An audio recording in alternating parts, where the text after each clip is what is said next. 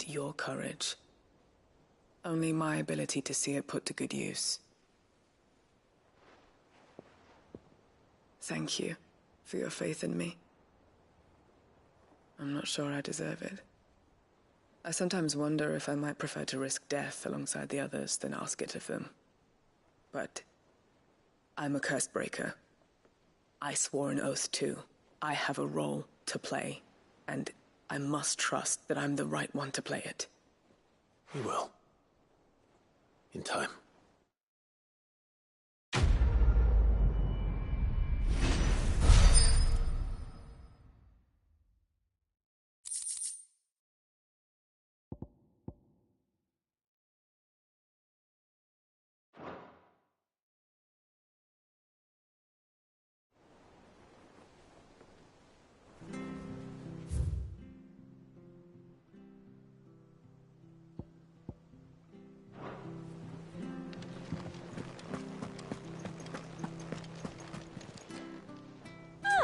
I wasn't expecting you back so soon. Come to claim your just desserts?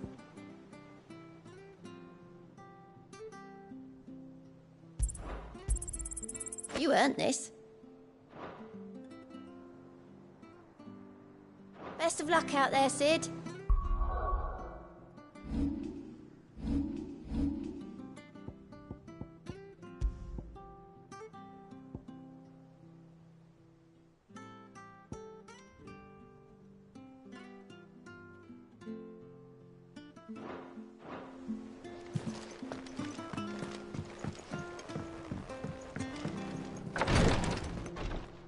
Ah, Clive. Talia.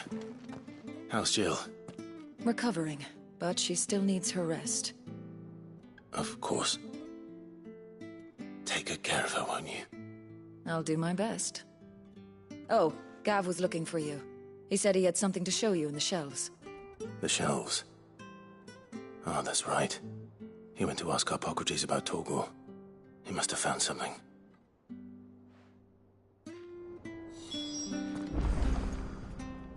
You have the look of a man with the twins upon his shoulders, Rodrigue.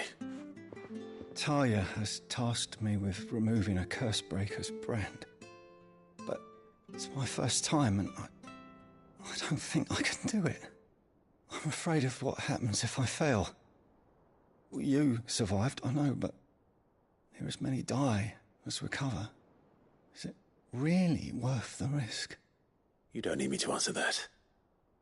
You know full well what we're fighting for. I hope as much as you that one day bearers can walk among others as equals. But until that day, a brand is a burden, and we must lift that burden in order to go undetected. The operation may be dangerous, but it's also essential, and we undergo it willingly. I know. I still wish there was some other way. But griping about my lot helps no one, I suppose. Don't worry. I'll do what must be done. I know you will.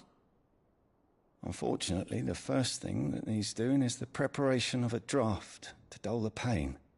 Something I can't do with the infirmary's ammonia supply so low. What few leaves we have would barely be enough for removing a splinter, let alone a brand.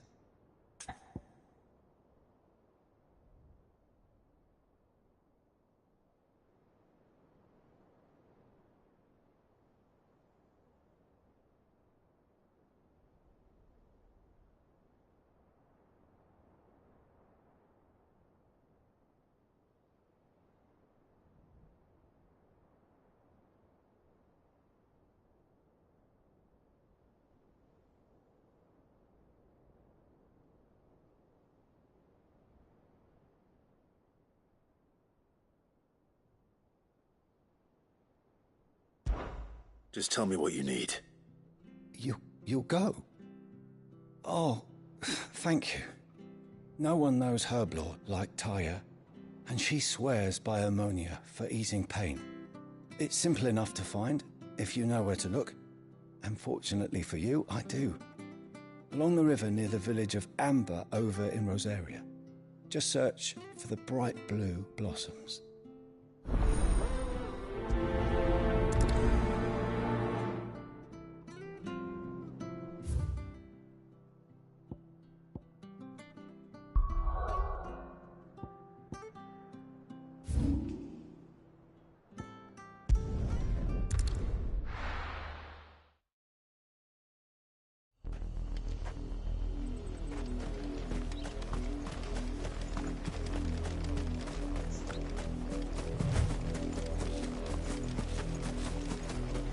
The river was easy enough to find. Now for those herbs.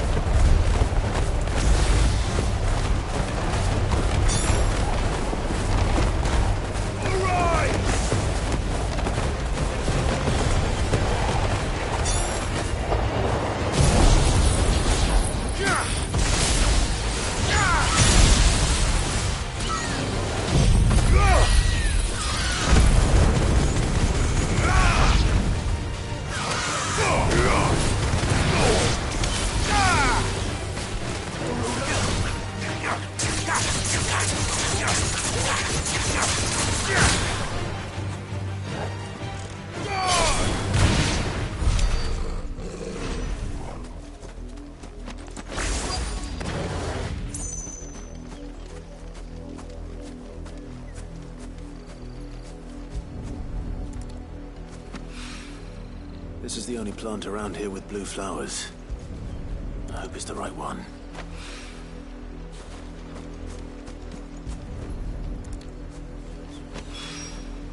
Should be enough to keep the infirmary stocked for a while. Hopefully this will put Rodriguez's mind at ease.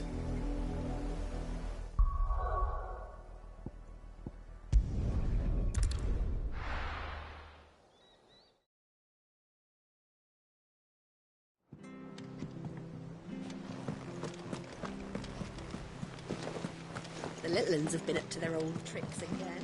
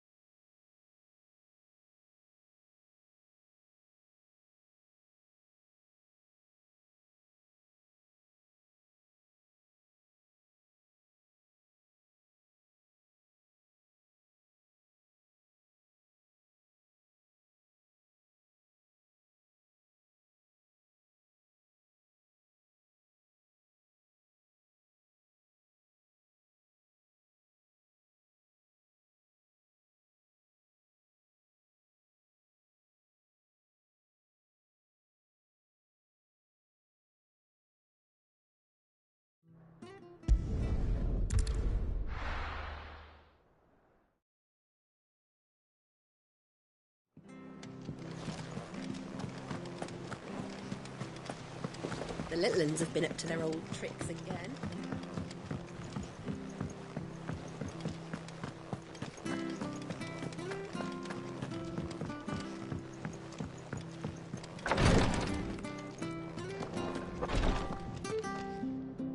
I hope you didn't have too much trouble finding the ammonia. Only the usual. Oh, yes. This is it. And more than I was expecting. I dare say the patient won't feel a thing. That is, unless I... You'll do fine. Talia trusts you. Which means I trust you. The hideaway would be lost without skilled physicers like yourself. thank you for the kind words. Truly. But I'm sorry. I'm still terrified. The brand is more than just ink on flesh. It's a death sentence.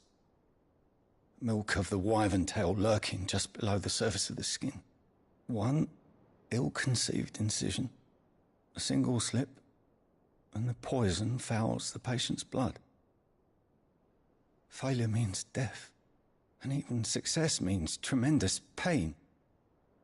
Days of agony as the wound heals.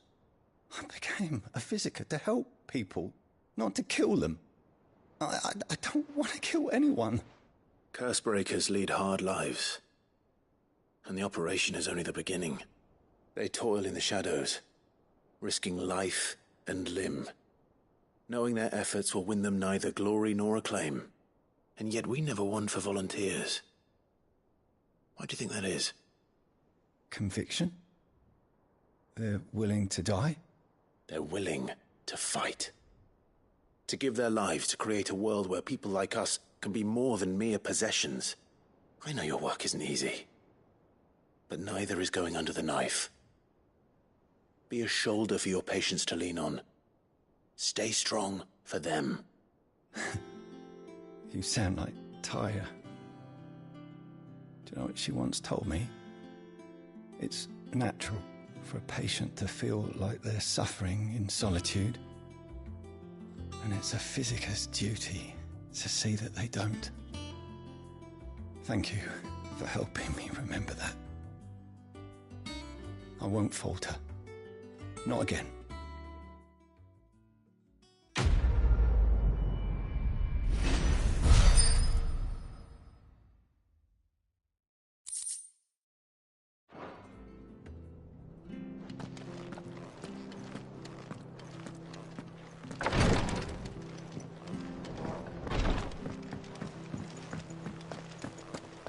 Yeah. What's everyone whispering about?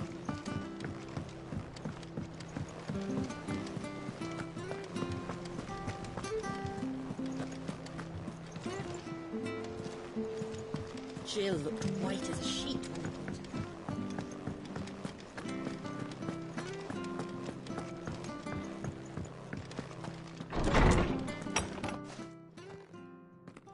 Clive, where have you been? I've been wanting to ask you something about Torgal. Where did you get him, like, in the first place? My father brought him back from one of his expeditions into the Northern Territories.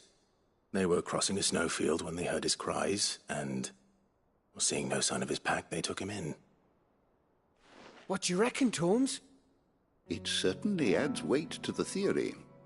Clive, I believe that Torgal may be no mere hound, but a rare frostwolf, an animal native to the far northern reaches of Valisthea. In one of our oldest bestiaries, I found reference to a frostwolf who served as guardian to an ancient queen of the north. Such was his mastery over ether, he could cast magics on command. His name was Fenrir. Fenrir the Frostwolf. Now, the annals do not state it explicitly, but I have reason to believe this queen was a dominant of Shiva, a girl from the Northern Territories and her faithful hound. One awakens as the dominant of Shiva, and the other? You're saying that Jill granted Torgal his powers? What? Just like Fenrir. People called him my hound, but Torgal and Jill were inseparable. He grew up as a faithful companion to the dominant of Shiva, and years later, his powers awakened, just when his master needed him the most. You're right. If it weren't for Torgal blasting those bastards to Kingdom Come, Jill would have been for it. Quite. Though Torgal's power is his own, his latent birthright as a frostwolf, it had only to be unlocked. Oh, get you, Torgal! You're an even finer hound than we thought. And regarding your original concern, you need not fear for Torgal's health. Why, the beast has the appetite of a behemoth. Just this very morn, I found him with his nose buried in my nuts. There you are! I've been looking everywhere for you. Bernard's here. I need you to introduce us so we can get to work. I shall be a moment.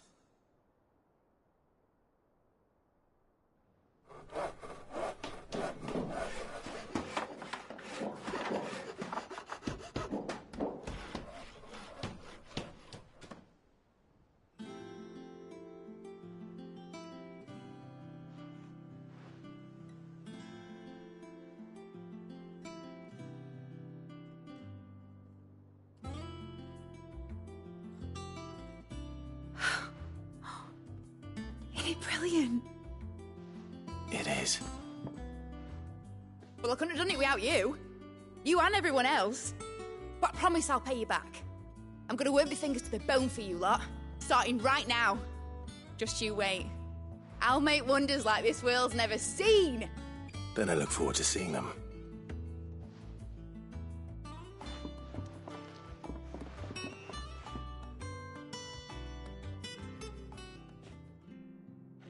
Now that that's settled, I wonder if Vivian's made any progress tracking down Kupka. We have everything we need to begin work in earnest. And work in earnest we shall! Thanks for before, son. That was a good deed you did me. Only right I do you one in return. Though I did wonder if I'd bit off more than I could chew when Mid showed me her plans for the place. If she hadn't been there to tell me what to do, I wouldn't have known where to start. Thanks for letting me do this, Clive. I'll pay you back, I promise.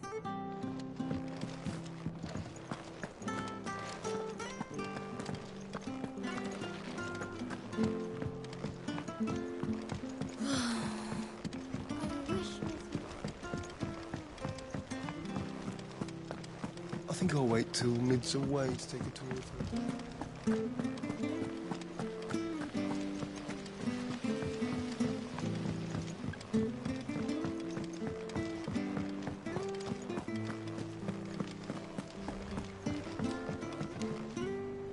How goes the hunt for Kupka? Largely in circles. We have myriad sightings of strange soldiers in unexpected places, but nothing definitive as yet. If only we knew for certain by what route he left Rosalith. Well, keep at it. If anyone can piece this puzzle together, it's you. And I'm willing to wait as long as it takes.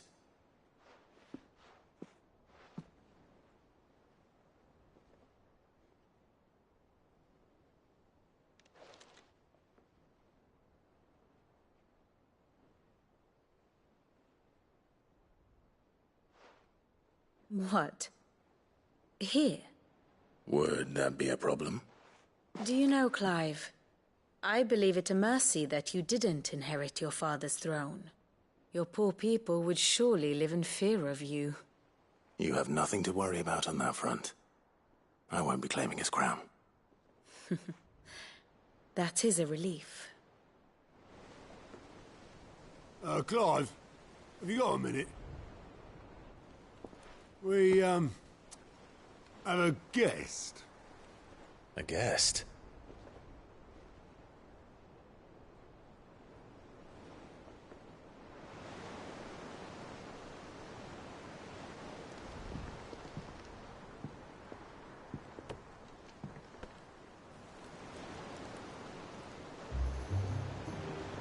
For your trouble.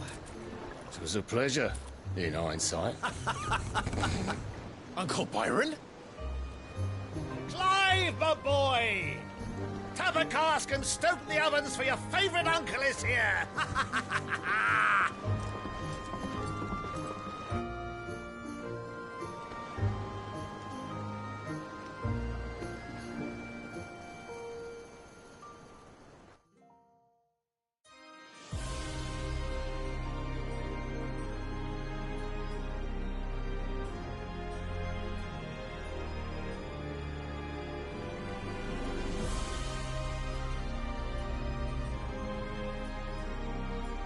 Dalmekian government sues for peace. How shall we respond? If they're willing to accept their fault in the matter, I see no reason to refuse them. Still, we must insist on substantial reparations. The Twinside stores are not as bottomless as reported. Aye, and we have many more mouths to feed. We shall just have to have the Dalmecs empty their treasuries for us.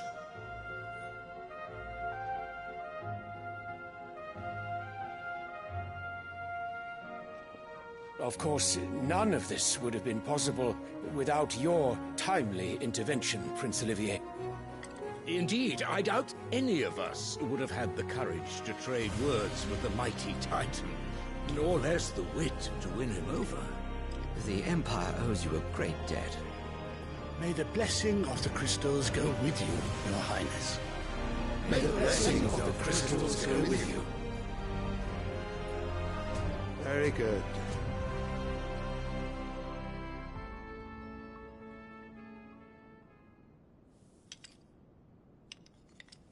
Now, let us come to the question of precisely when the Dalmecs will withdraw their troops. Dion's fire could rid us of them in mere moments. The men of the Fist will not withdraw until a peace treaty is concluded. So let us keep the negotiations open, give them time to gather what gold and trinkets they can, and once they deliver that which we demand, what worth is a piece of parchment? Your Radiance, were Prince Dion to take the field, the enemy would surely send their own dominant to meet him. And while His Highness would of course prevail, there would be heavy losses on both. You need not fear Hugo Kupka. He is engaged on the Western Front. Even were the Dalmecs to send for him, he would not arrive in time. As much as I would enjoy witnessing a clash between Bahamut and Titan, it is not to be. And what of your subjects, Your Radiance? If the fighting spread to the city proper, the people would bear the brunt of it. There will be losses, it is true. Yet for every citizen who falls, another can be bred. For every home that burns, another can be built. The Empire will live on.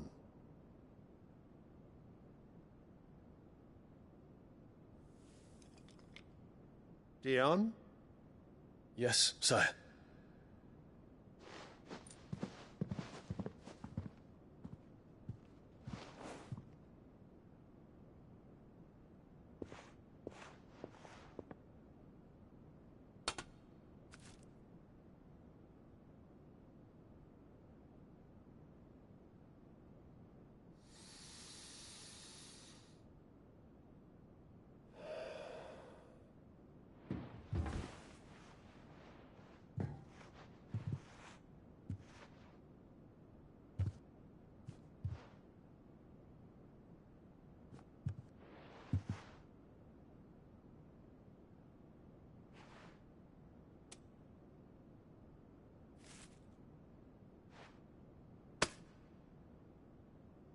Prepare for battle. But sire... Do not make me repeat myself. Return to your camp and await my orders.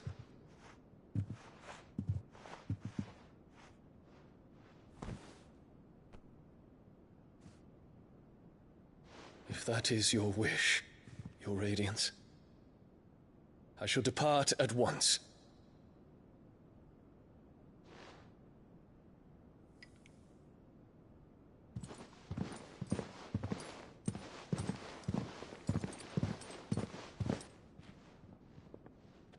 May Gregor forgive you.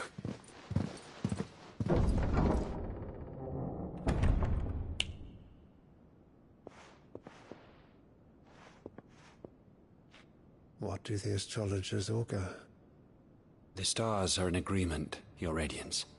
The shadow of treachery hangs over Prince Dion.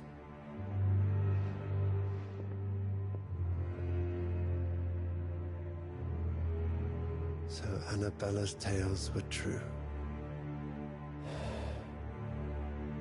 You disappoint me, Dion.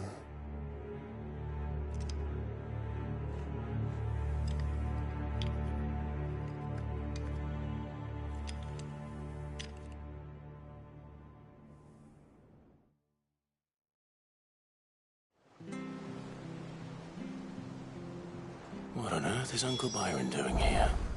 Only one way to find out.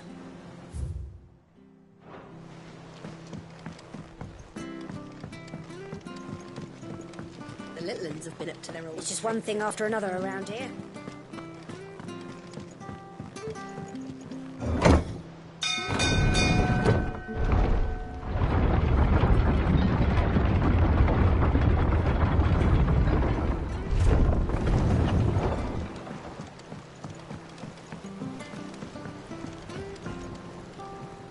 Ah, my dear nephew. How I've missed you.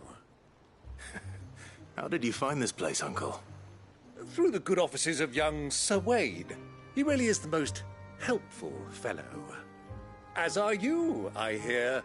The Guardians and those they freed tell the most outlandish tales of your heroics in Rosalith. Which is why I came, to learn the full truth of the matter. Sort the fact from the fiction, so to speak. You were working with the Guardians of the Flame to evacuate the people of Rosalith to Port Isolde. I was, aye. Then I have questions for you.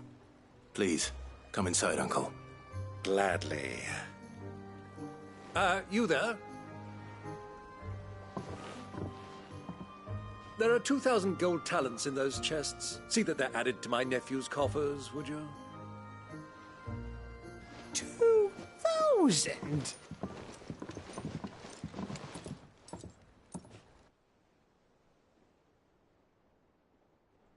And I'm afraid that is all I know. A fleet sailing south past Port Isolde. Most intriguing. Forgive me for not being able to tell you more. I hadn't the faintest idea Kupka withdrew wounded from Rosalith. Still less that my own nephew dealt the decisive blow. What do you think, Vivian? I think, with this news of the Dhalmekian fleet and recent reports of the Royalists' movements, that the final piece of the puzzle has fallen into place. Come here and I'll show you.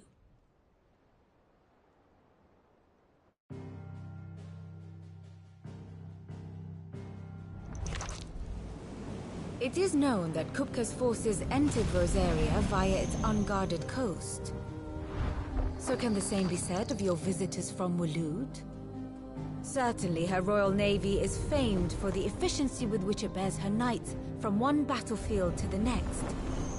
And in the Einherjar, or Black Galleon, she boasts a vessel nigh as swift, and every bit as feared as the kingdom's legendary cavalry.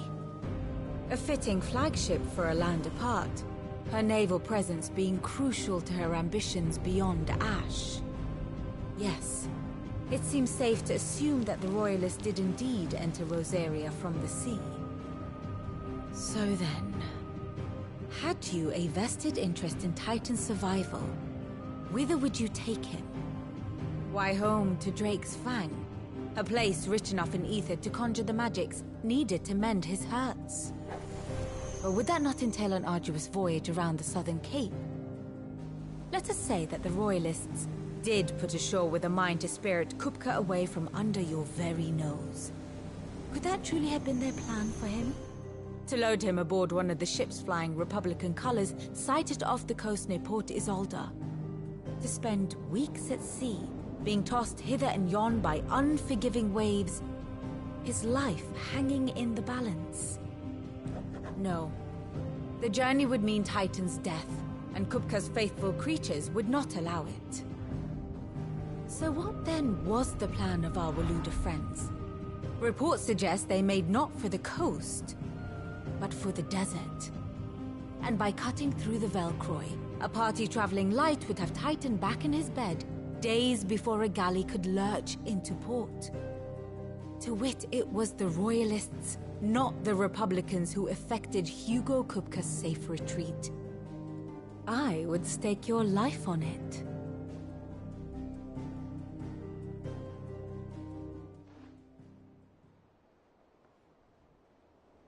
So it was the Waluders who spirited the wretch away.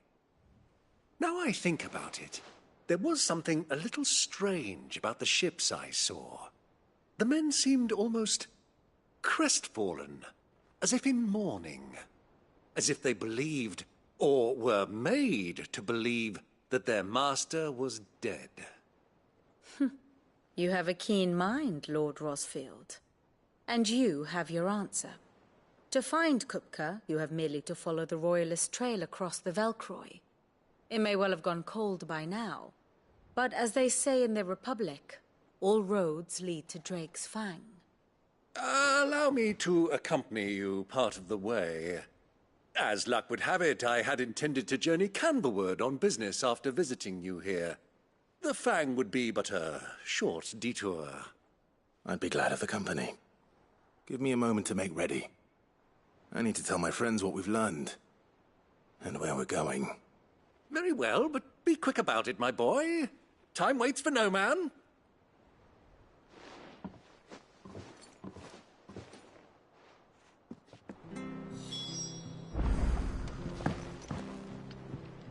Ah, my favorite pupil. Lord Byron Rosfield. I heard tell.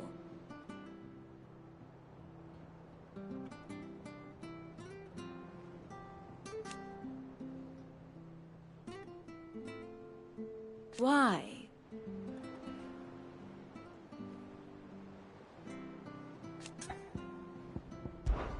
We met under curious circumstances.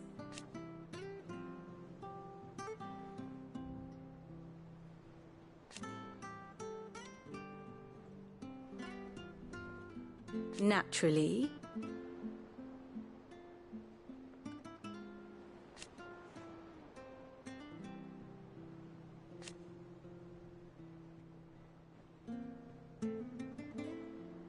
Still.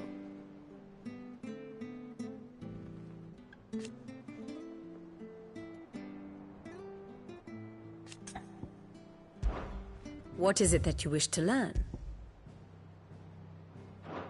Study it well, Clive. Very good.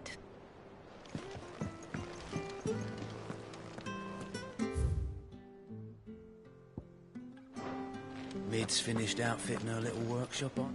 Otto, Kupka's at Drake's Fang. I'll be leaving before sunset. You're not going in there alone, are you? Don't worry. I'm not going there to destroy the Mother Crystal. All I'm after is Kupka's head. I won't risk any more than I have to. I promise. The Lanza and the Fang are all Kupka's personal fiefdom. You have any trouble on the way, you ask for Rosina Dalamil. Some call her the Desert Hare. Who is she? An old associate of Sid's. And only Sid's.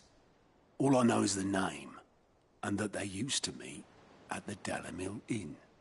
We've heard nothing from her since he died. But I'm thinking maybe the new Sid might be able to bring her back into the fold. Thanks. I'll keep that in mind. So, what about your uncle? I mean, he's welcome to stay, but... Don't look so worried. He'll be coming with me. Thank fuck for that. Gav, Otto, I'm leaving you two in charge. You can count on us.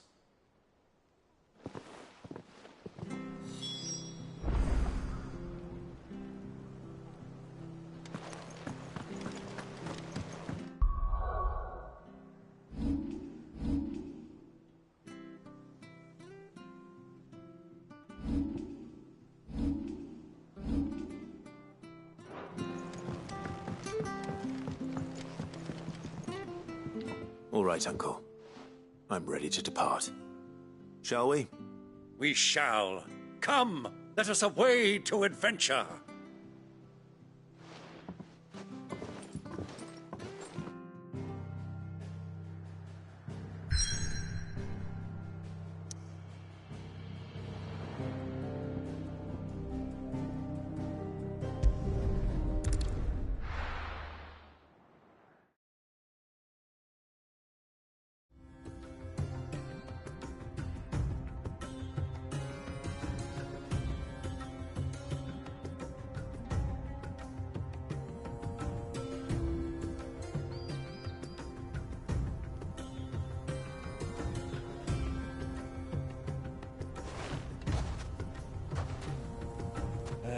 I was a young man when last I walked this path.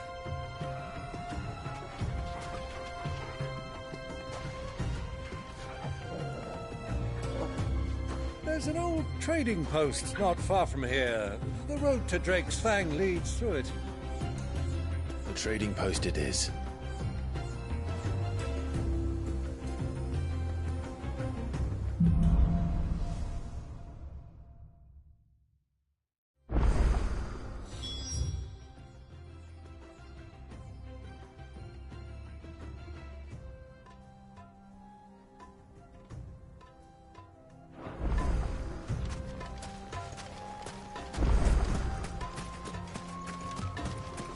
Our destination lies over that dune, beyond the ruins. Mark 'em well, Clive. It's all too easy to lose one's bearings on the sands.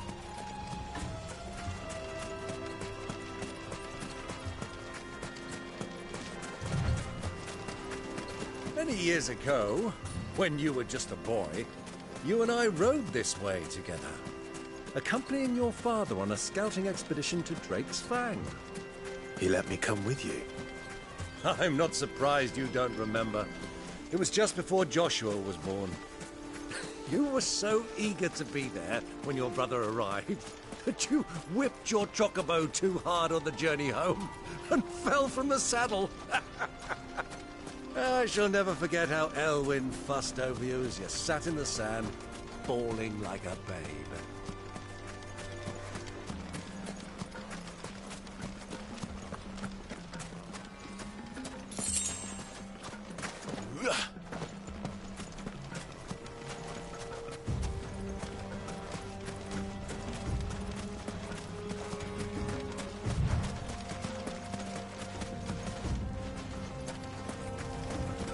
Who do you think those soldiers were in the inn?